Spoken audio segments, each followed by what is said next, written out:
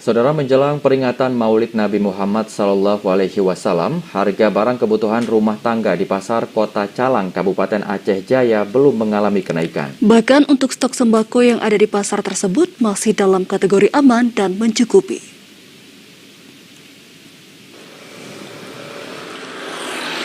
Setiap bulan Maulid biasanya harga kebutuhan bahan mengalami kenaikan akibat tingginya permintaan dari konsumen. Namun menjelang peringatan hari lahir Nabi Muhammad SAW yang jatuh pada 12 Rabiul Awal atau 19 Oktober 2021 mendatang, belum ada tanda-tanda akan terjadi kenaikan harga terhadap sembako, meski permintaan sembako untuk kebutuhan Maulid sudah mulai beranjak naik.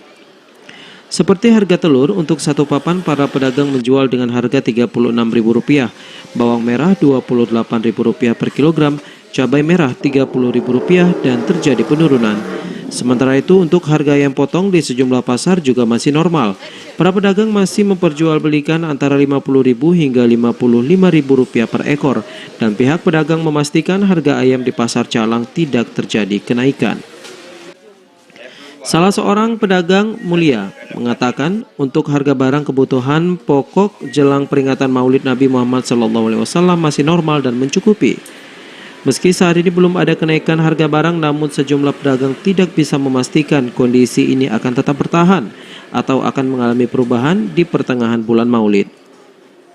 Itu tergantung mata barangnya apa. Misalnya telur ini lagi standar, masih kita jual 36 berpapan. Kalau bawang bervariasi.